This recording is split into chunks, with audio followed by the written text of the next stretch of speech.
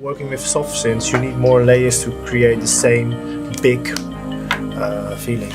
I think we all always. We all know what big is, right?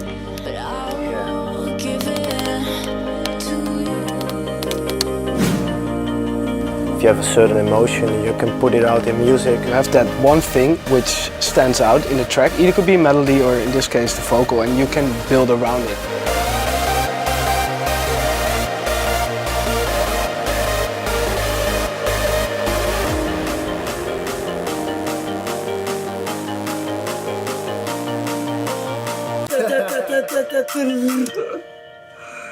Fucking the shit up with percussion.